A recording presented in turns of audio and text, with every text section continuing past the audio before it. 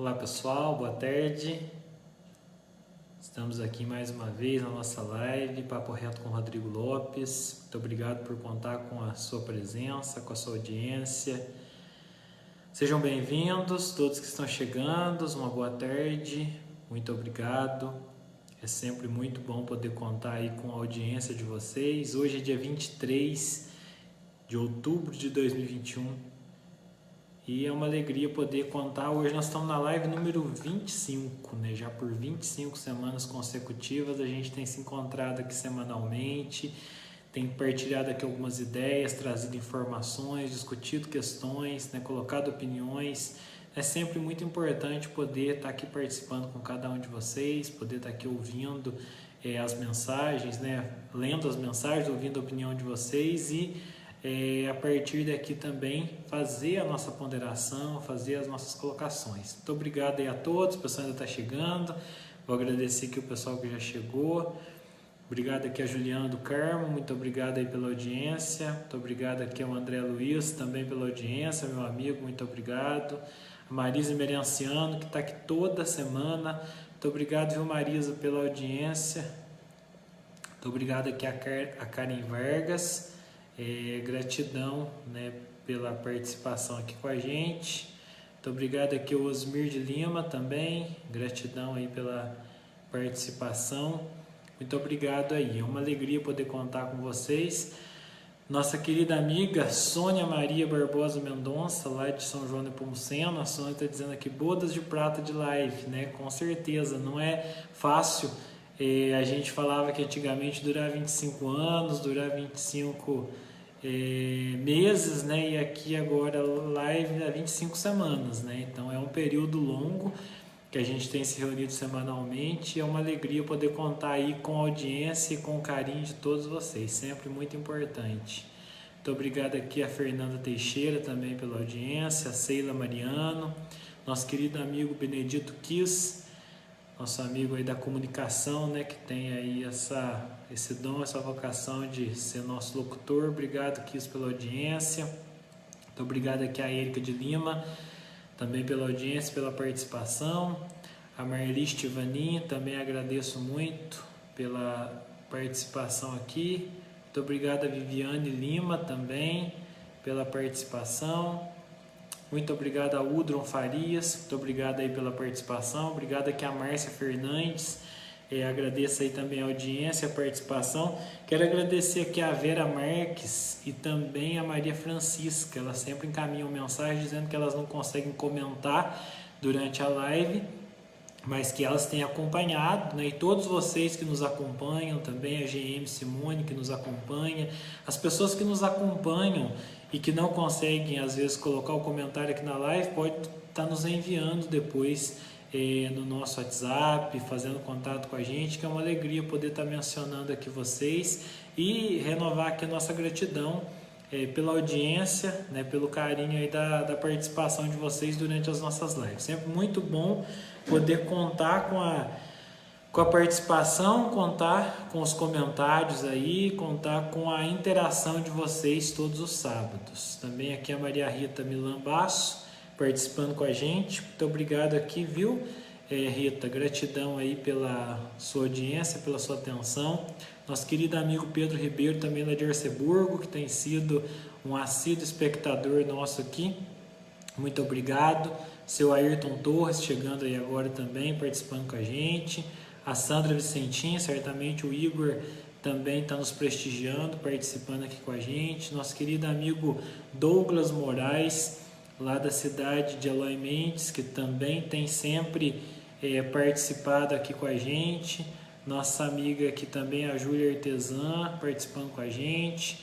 Aqui o vice-prefeito de Andradas, João Luiz Magalhães, né? O João passou aí por uma intercorrência, precisando fazer uma cirurgia, né, João? Mas graças a Deus já está recuperado, já está aí com os devidos cuidados, mas desejo e estimo as suas melhoras aí, que você possa se recuperar o mais rápido possível, continuar contribuindo e fazendo esse trabalho importante que você vem desempenhando aí como vice-prefeito do município de Andradas. Muito obrigado aqui a Lucélia Marcon também pela audiência, gratidão aí por estar participando com a gente. Muito obrigado aqui a Cláudia Coutinho, nossa amiga lá de Uberlândia, que também tem sido aqui uma assídua espectadora nossa. A Edna Saceron também participando com a gente. A Daniele Santos, obrigado Dani pela audiência, pela participação. A Claudinha Moraes Turati aqui também presente, muito obrigado, agradeço muito a audiência de vocês. Eu quero começar hoje falando de uma questão muito especial.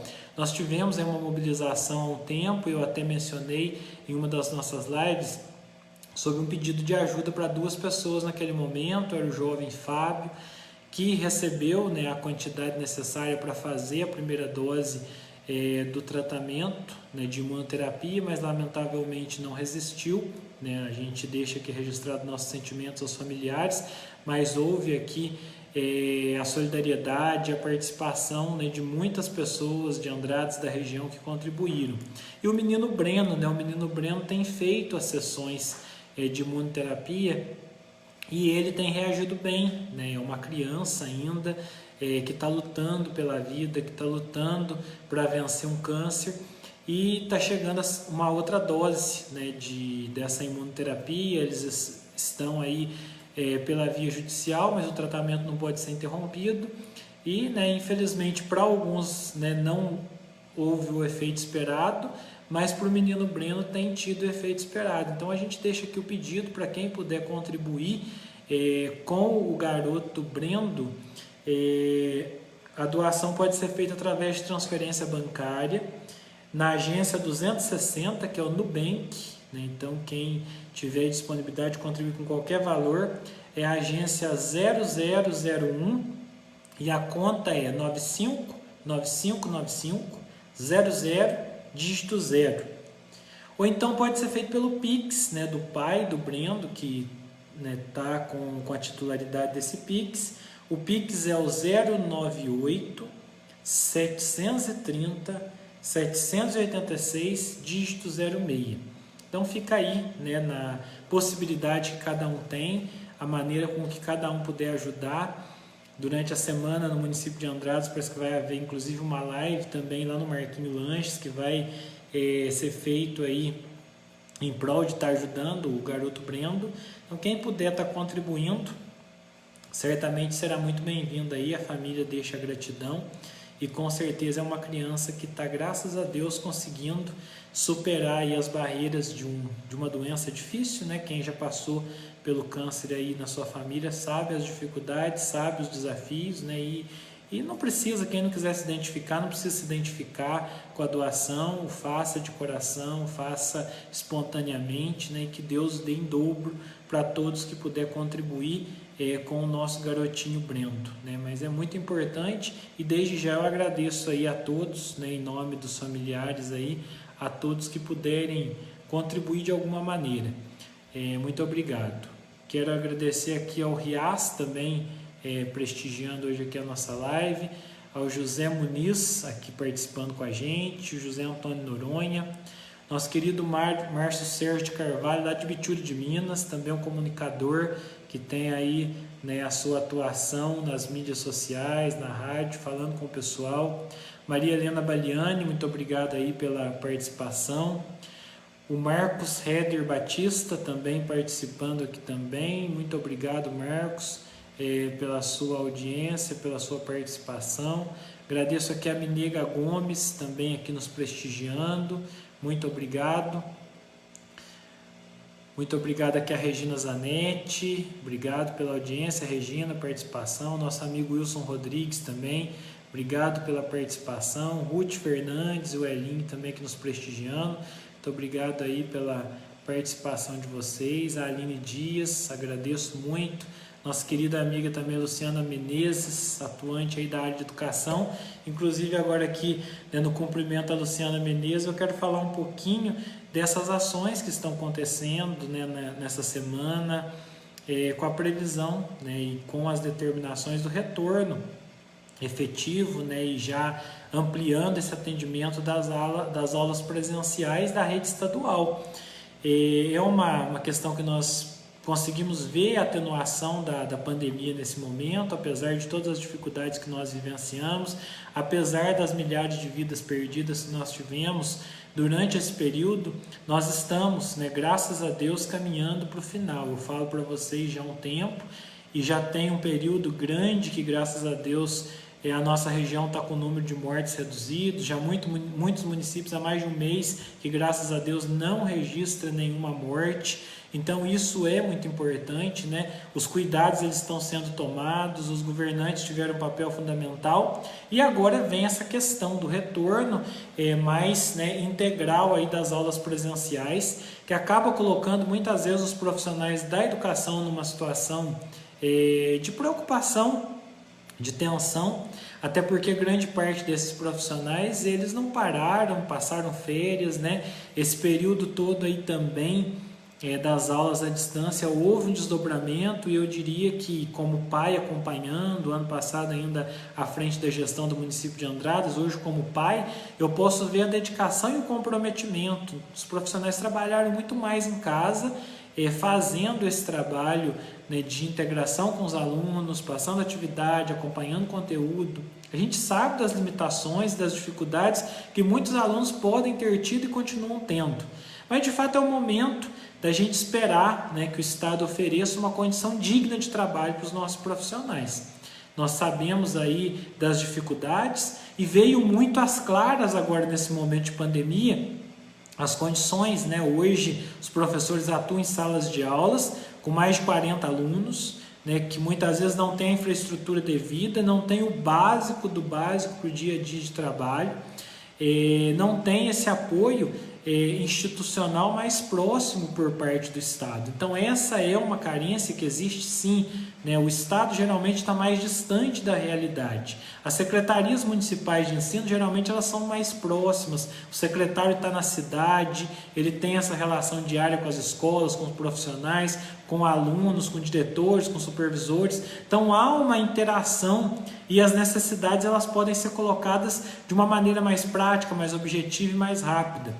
Em relação ao Estado, sendo eu servidor do Estado, já tive a oportunidade de atuar também em uma sala de aula, e dentro da realidade da escola estadual, a gente sabe que existe uma distância maior, né? O acesso é um pouco maior, há perspectiva sim de melhoras, mas nós precisamos muito focar, né? E eu repito aqui mais uma vez o que eu disse em outros momentos. Se vocês buscarem as lives aí de 60 dias atrás, de 30 dias atrás, eu estou falando disso, que nesse momento de retomada da educação é fundamental que o nosso estado de Minas Gerais ele faça um pacto pela educação, pela equiparação desse aprendizado, né, que foi aí prejudicado durante esse período. Nós vamos fazer um nivelamento da situação de cada um dos alunos, e para isso nós precisamos muito dos nossos professores. Então os nossos professores precisam ter melhores condições de trabalho, a educação precisa ser olhada nesse momento como uma prioridade maior, né, tendo sim investimento dos 25% e até mais do que os 25% se necessário for, para conseguir dar a educação de qualidade que os nossos alunos merecem. Eu já considero um processo discriminatório que aconteceu durante esse processo, que foi, né, durante aí já alguns meses, a gente já viu a retomada das escolas particulares. E a retomada das escolas públicas, ela não se deu por culpa dos professores que, né, eventualmente tenham se colocado contrário a isso. Lógico que tiveram movimentos e manifestações, sim, mas os movimentos e manifestações se deram muito mais pela inviabilidade, considerando que uma escola particular funciona com 10, 15 alunos no máximo na sala de aula, em salas, né, com situação melhor equipada, e na rede estadual de ensino, sobretudo, nós temos alunos, né, 40, 45, 50 alunos em uma sala de aula, e um profissional muitas vezes sem as estruturas e as condições devidas. Mas isso fica muito nítido nesse momento de retomada, né, que houve com certeza um processo discriminatório, e nós temos e nós buscamos nós temos a confiança e nós buscamos no governo do estado de Minas Gerais nesse momento que haja um olhar diferenciado para a educação do nosso estado, que haja uma valorização dos profissionais da educação, a partir do momento que se tem um novo Fundeb, onde os valores de repasse por parte da União serão maiores. Com isso, há oportunidade de haver uma valorização. Nós sabemos que o estado de Minas Gerais está quebrado, continua quebrado, com todas as dificuldades financeiras que tem. O governador fez um trabalho de reestruturação para conseguir colocar os salários em dia, mas a condição do estado ainda é muito delicada. Nosso estado tem uma condição econômica e financeira muito complicada. Hoje os funcionários estão sendo pagos em dia porque o estado não está pagando a dívida dele com a União. E ele não está pagando a dívida dele com a União por uma liminar concedida pelo Supremo Tribunal Federal. Se essa liminar cair a qualquer momento, o Estado não consegue pagar a folha. Porque a condição financeira e deficitária de Minas Gerais é muito complicada. Então, anos e anos e anos serão necessários para conseguir, de fato, ter uma estabilização do nosso Estado. Mas a gente tem visto as ações que estão acontecendo, as priorizações que estão acontecendo, e eu acredito muito na educação como uma ferramenta de transformação social. E nós vimos nesse momento de pandemia o aumento das desigualdades, o aumento da pobreza, o aumento, da dificuldade entre as famílias que perderam muitas vezes os pais, as mães que eram ali arrimos de família, que eram as pessoas que traziam sustento dentro de casa. As desigualdades aumentaram muito. Então esses alunos que muitas vezes perderam pai e mãe, que muitas vezes o pai e mãe perderam o emprego, que não estão tendo condição, de fazer aí um trabalho mais efetivo com esse aluno, ele vai com certeza trazer uma realidade diferente para dentro da sala de aula. E os nossos professores, eles precisam ter respaldo para conseguir atender e para conseguir dar um retorno que esse aluno merece. E dentro desse processo educacional é fundamental que haja esse respaldo por parte dos professores. Porém, esses nossos profissionais da educação, como verdadeiros heróis, eles estão se dedicando e trabalhando aí incansavelmente, muitas vezes sem um apoio e reconhecimento devido. E o reconhecimento, gente, vai além do financeiro. O financeiro também é muito importante. O profissional da educação, geralmente, ele é o que tem o menor salário do ponto de vista do salário de quem tem nível superior. É o professor que tem os menores salários, as maiores dificuldades, os maiores desafios, a formação de inúmeros profissionais e os menores salários. É uma realidade que ela precisa ser reconhecida e é uma bandeira que precisa ser tratada, que ela precisa sair da discussão apenas do movimento sindicalista eleitoral. E nós temos muitos sindicatos que trabalham e defendem a questão de maneira séria, mas nós temos muitos sindicatos que trabalham na questão eleitoral. E que durante o período que o governo favorável a eles, que por sinal foi o governo que parcelou os salários, estava no poder, houve conivência, houve omissão, houve falta de uma militância efetiva. Talvez hoje a classe tenha uma deputada que foi eleita, representante desse sindicato, mas que essa deputada não corresponda à representação de toda a classe da educação do estado de Minas Gerais, porque defende um número específico de pessoas sindicalizadas e muitas delas ideologicamente voltadas para o PT. E educação não tem partido, educação não tem que ter cor partidária. Educação não tem que militar na esquerda, na direita, onde é que for. Educação tem que trabalhar na formação desse aluno, na capacitação desse aluno, na busca do desenvolvimento educacional dele ali nos anos iniciais, no aperfeiçoamento do conhecimento no ensino fundamental e assessorar esse aluno nas suas escolhas e prepará-lo no ensino médio para o mercado de trabalho e prepará-lo para a vida. Essa é a função da educação. E a gente precisa olhar para ela com essa responsabilidade, com esse carinho, com esse respeito, sem partidarização, sem paixões políticas, sem cor partidária. Então há uma representação que se faz necessária ter em favor da educação. Os desafios dos próximos anos serão enormes. E se nós não tivermos vozes fortes e lutando em defesa da educação, com certeza ela vai ser subjugada novamente, porque diante de dificuldades haverão outras prioridades. Então nós precisamos sim de pessoas que defendam a educação estadual do estado de Minas Gerais. Então vamos olhar para isso com muito carinho, vamos refletir para isso com muito carinho, vamos ver as propostas de quem está colocando seus nomes à disposição. Eu, nesse momento, estou colocando também como pré-candidato a deputado estadual, com a bandeira da educação, sendo uma das bandeiras que eu trabalho, mas nós também, com certeza, teremos outras pessoas, outras possibilidades, outras representações. Não estou me colocando aqui como o único dono da verdade, mas me colocando humildemente como uma das pessoas que pode ser uma voz de defesa daqueles que acreditam em uma educação séria e daqueles que não buscam partidarização ou coloração política para dentro da educação. Lógico que um político tem que ter partido, precisa de um lado político para ele ser eleito, mas a partir do momento que ele está eleito, a educação não pode ser partidarizada. Então que nós possamos olhar para isso, reconhecer isso e buscar de fato uma educação séria, comprometida e sem esse olhar muitas vezes partidarizado. É essa visão que eu tenho como professor, que sou efetivo do estado de Minas Gerais, atuei na educação, estive como prefeito do município e pude lidar com a educação pública diariamente, lidando com os nossos profissionais e tendo deles o respeito, conhecendo as salas de aula, conhecendo o dia a dia dos profissionais da educação, indo a campo e sem nunca perguntar para quem esse professor votou ou deixou de votar. A gente procurou sempre valorizar e respeitar os nossos profissionais. Nem sempre conseguimos valorizar efetivamente com o financeiro que a gente gostaria, por conta de todas as dificuldades que nós vivenciamos, mas a gente valorizava de outras maneiras. A gente sempre valorizou com carinho, com respeito e com a proximidade que nós sempre tivemos com os nossos profissionais.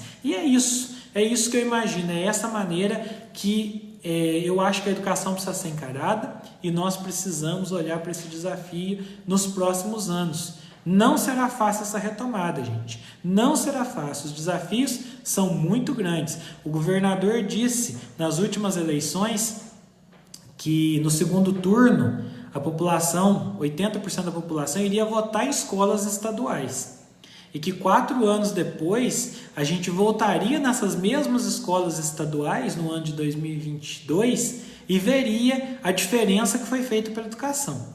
A gente sabe que foi um grande desafio para o governador conseguir pôr o salário em dia, e isso é um mérito que nós temos que reconhecer.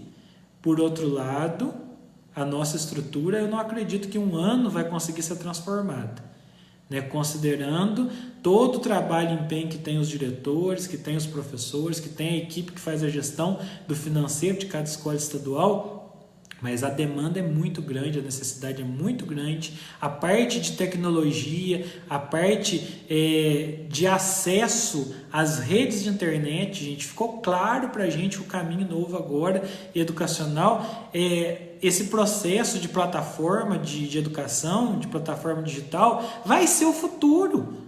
É um equipamento acessório que pode ser usado para esse aluno nas tarefas de casa, o aluno que tem dificuldade. Graças a Deus nós vamos ter um aluno presencial, mas para isso nós precisamos ter internet, nós precisamos ter conexão, nós precisamos ter qualidade na internet.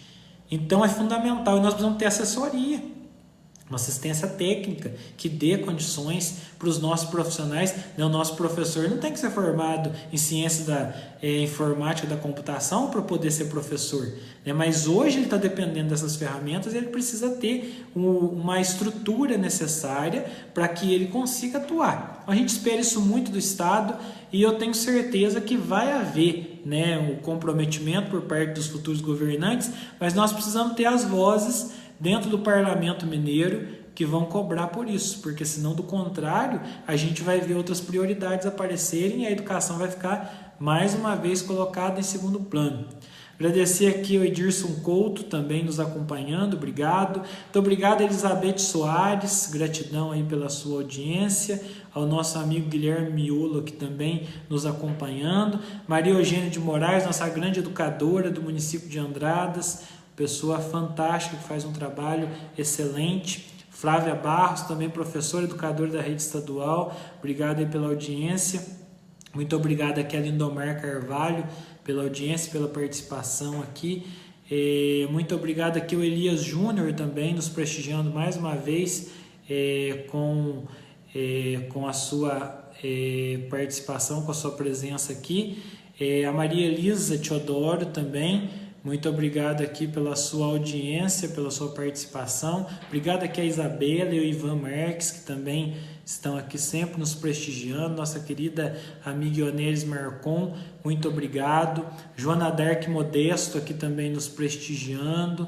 Nossa querida amiga Mariana de Oliveira, lá da cidade de Cachoeira de Minas, né, falando aqui do reconhecimento, né, e eu acho que nada mais justo que haver o reconhecimento de todos os profissionais da educação, né. Eu, né, vejo no dia a dia a dedicação de todos aqui.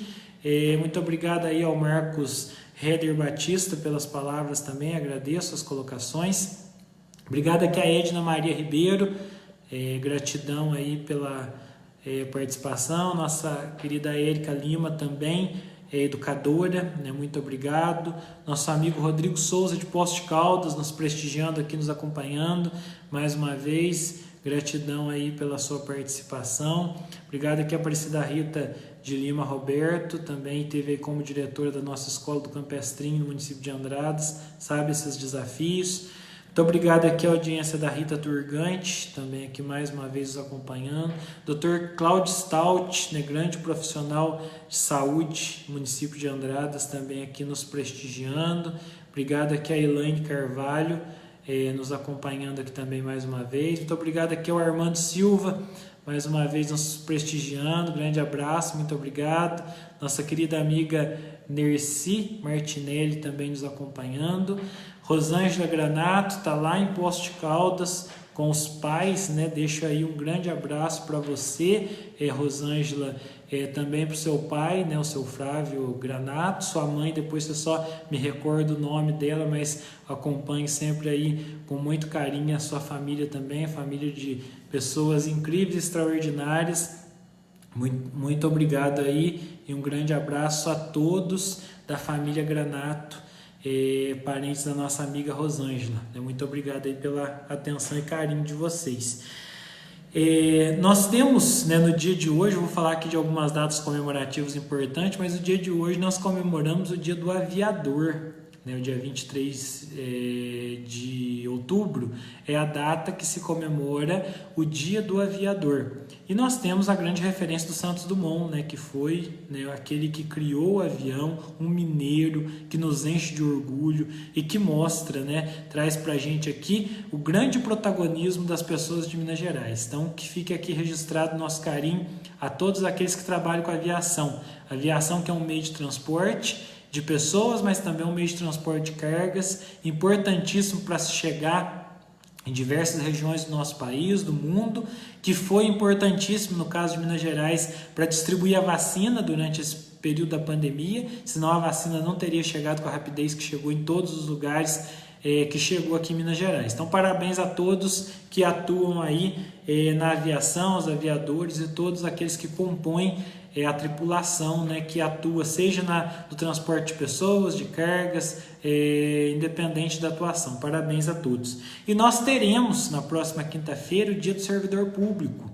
Até escrevo um artigo aí no Jornal Andradas Hoje Regional, franqueado espaço aí pela nossa amiga Rosângela, falando do serviço público, a importância que tem o serviço público, né, e que, né, embora tenha começado na França e na Grécia, os primórdios do serviço público, a gente tem uma estrutura de servidores e de serviços públicos importantes no Brasil, e hoje a gente olhando para esse patamar da necessidade das privatizações, muitas vezes a gente fala, né, por que o governo está cuidando de ferrovia, por que o governo está cuidando de rodovia, por que o governo está cuidando de portos, por que o governo está cuidando de energia elétrica, está cuidando de água, está cuidando de esgoto. E eu sou uma das pessoas que acho que muitas dessas atividades que podem ser privatizadas, devem ser privatizadas, como a questão do saneamento, a questão da energia, essa questão, né, toda aí de rodovias e ferrovias, desde que o preço do pedágio, no caso das rodovias, seja justo para as pessoas que transitam, né? E é interessante porque, embora haja uma crítica que tenha se instalado durante muitos anos sobre a questão do estado de São Paulo, é uma informação importante que muitas vezes as pessoas desconhecem. Mas no estado de São Paulo, um veículo com mais de 10 anos de uso não paga mais IPVA. E por que o estado de São Paulo pode dispensar esse veículo de mais de 10 anos de uso de pagar IPVA? Porque ele tem grande parte das suas rodovias privatizadas e as pessoas já pagam pelo pedágio. Vamos vir a crítica aqui que o pedágio do estado de São Paulo é caro. Realmente é caro, eu tenho que concordar que tem pedágios com valores absurdos e abusivos.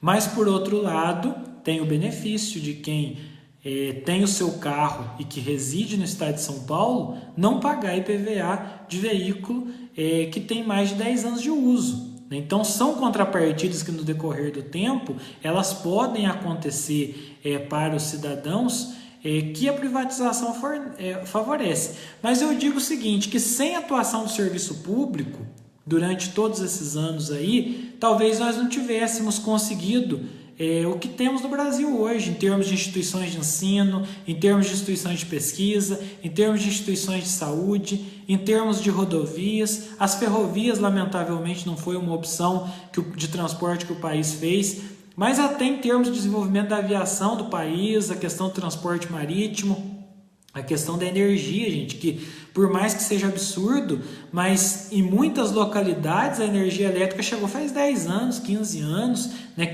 Onde chegou muito cedo, a energia chegou a 50, 60 anos, então a energia elétrica é algo extremamente recente e que o poder público teve um papel fundamental. Eu defendo que a gente tenha um Estado necessário. O que é um Estado necessário? É aquele que atua de acordo com a necessidade da população. O Estado não pode ser grande demais do ponto de vista em que ele não se pague, que é o que a gente vê hoje muito acontecer no Brasil.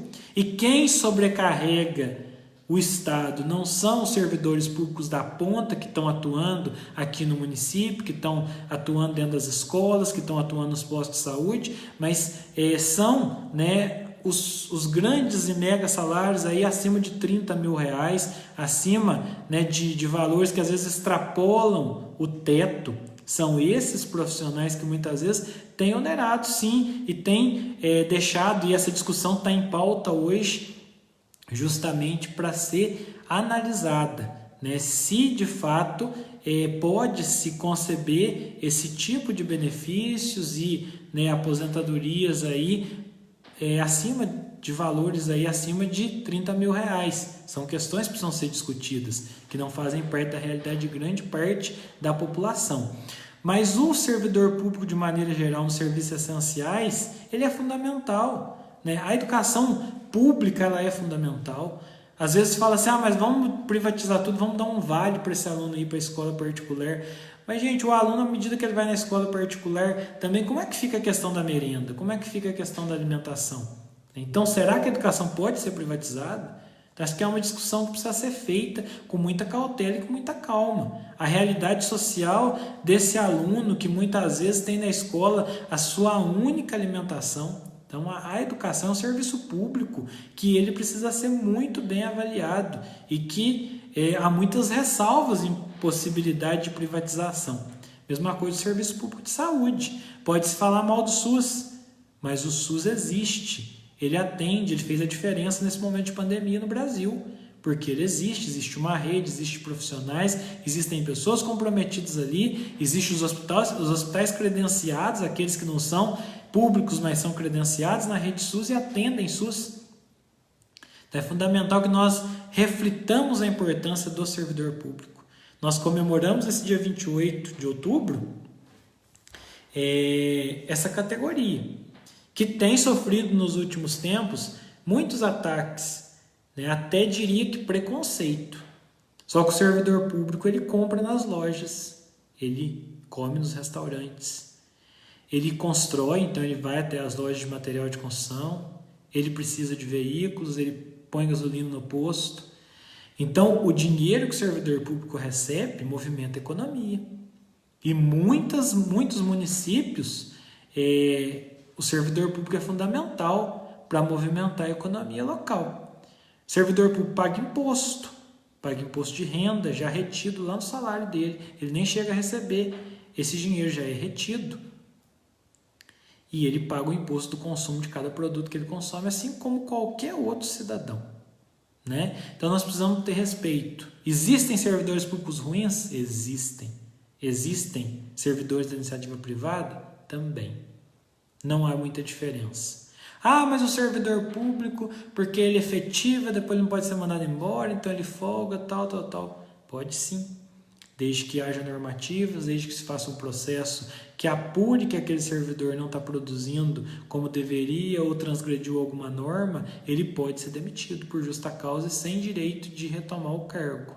Porém, tem que haver as normativas e as normativas precisam ser cumpridas. Então, o servidor público, assim como qualquer outro servidor, ele está sujeito às normas, ele está sujeito às questões legais.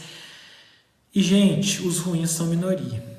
Principalmente no serviço público municipal, onde eu tive a oportunidade de atuar. Os ruins são a minoria minúscula, certo? E nós precisamos muito respeitar o servidor público. Eu não acho correto chegar numa repartição pública e ver uma folha de sulfite impressa escrita assim, desacatar servidor público é crime de acordo com o artigo tal do Código Penal. Eu considero que isso já seja uma agressão. Não gosto, não concordo. E não acho admissível que se tenha esse tipo de intimidação da pessoa que vai procurar o serviço público. Mas eu também não posso concordar e não posso aceitar que o servidor público seja desrespeitado por qualquer um que vai ali, se esse servidor estiver agindo com respeito, se ele estiver agindo com educação, se ele estiver procurando atender da melhor maneira possível, ele precisa ser respeitado. Não é porque ele é servidor público que ele tem que ter um rótulo de pessoa que não merece respeito, né? De vagabundo, que a gente vê muita gente escrever aí. Não é esse o papel do servidor público, não. O servidor público é honrado, trabalha, se dedica. E se tem algum que tem algum problema, denuncie. Pega o nome dele lá no crachá e denuncie. Peça para que medidas sejam tomadas, que tem como tomar medida, a não ser que não queira.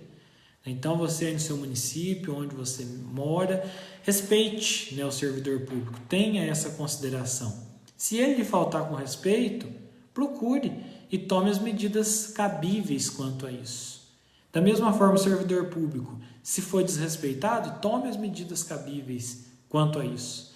Mas há muito que se comemorar, nós devemos muito ao serviço público do nosso país, do nosso estado de Minas Gerais, dos nossos municípios. Então, deixo aqui meu reconhecimento a todos os servidores públicos. Parabéns pelo seu dia, que ele sirva aí de inspiração e que a gente possa cada vez mais, né, olhar o serviço público como algo que é se colocar à disposição das pessoas. Já é bem dito, serviço público é um serviço, não é um status. Servidor público, né, alguém que serve, alguém que ajuda, que não pode ser discriminado, porque está ali para servir, mas que também não pode subir em um pedestal e se achar melhor do que ninguém, também pela função que está ocupando. Ele não está ali para ocupar nenhum pedestal, está ali para fazer o bem e para atender as demandas da população. Então, que a gente reflita muito sobre isso e que a gente possa valorizar, né, o serviço público. Antes de falar mal, a gente entender o que faz, quem faz, onde a gente está vendo o serviço ser desempenhado, desenvolvido, antes da gente falar mal. Eu quero agradecer aqui a audiência da Isis Barbosa, também nos acompanhando aqui, muito obrigado pela sua audiência. O Ricardo Basso Noronha, aí do Portal da Cidade, também sempre nos acompanhando, prestigiando esse importante veículo de comunicação que tem no município de Andradas. Agradecer aqui ao pastor Donizete, da Igreja Pentecostal de Milagres, do município de Andradas, também um grande amigo, sempre nos acompanhando aqui, nos prestigiando. Muito obrigado aí, pastor Donizete. Nossa querida educadora Rita Massanares, também aqui nos prestigiando mais uma vez, muito obrigado. Ângela Maria Praga, aqui também nos prestigiando. Natalina Selegato, muito obrigado, Natalina, aí pela audiência. A Rafa Mike também aqui nos prestigiando, muito obrigado. Fabiana Magalhães, também nossa educadora no município de Andradas, muito obrigado aí pela sua audiência. Muito obrigado aqui a Dona Maria Tereza Agostinho, também pela sua audiência, alguém que também contribuiu muito com a saúde do município de Andradas. Muito obrigado aqui a Dayana Veiga, nos acompanhando. Obrigado aqui ao Sandro Albergoni, também servidor público do município, uma pessoa que está fazendo a sua parte, atuando aí também. Muito obrigado. Muito obrigado aqui a Rosângela Leite Vieira, agradeço aí a audiência. Ionedes Marcon, Rafa, mais uma vez, também muito obrigado aqui. A Marlene, lá de Poste Caldas, aqui nos prestigiando. Muito obrigado, Marlene, pela sua audiência. A Eliana Romero também aqui participando com a gente, nos prestigiando. Nossa querida amiga Neuza Jorge, aqui também nos acompanhando e nos prestigiando. Muito obrigado aí pela atenção, pelo carinho de todos vocês. Nós vamos encerrando por aqui mais uma live. Semana que vem a gente está de volta com a nossa live de número 26, às 16 horas. Eu vou lembrando vocês aí, vai nos acompanhando. Mandar um abraço aqui, está chegando aqui agora, mas vai ver nossa live. O João Roberto de Souza, lá de Caratinga, né? Mais uma vez aqui participando com a gente. Muito obrigado aqui. A dona Olga Pan também. Muito obrigado pela sua audiência. Sempre muito bom poder contar com vocês, gente. Ter o prestígio de vocês todas as semanas. Pessoas de toda a região do estado de Minas Gerais aqui nos acompanhando. E é isso. Vamos seguindo aí. Semana que vem tem mais assunto em pauta. Com certeza a gente tem muito mais discussões aqui. Traga aqui suas sugestões, suas dúvidas, perguntas. Vamos falando aqui, vamos alinhando. A informação que a gente não tiver, a gente vai correr atrás e buscar trazer para vocês. E eu estou aqui sempre à disposição. Aqui a Sônia está dizendo que como servidora pública, 23 anos, agradece, né, a fala. Obrigado, viu, Sônia? Sônia médica, lá na cidade de São João Nepomuceno. Então é isso, gente. Muito obrigado a todos vocês. Até a próxima semana. Uma boa tarde a todos. Ótimo final de semana. Até mais, gente. Tchau, tchau.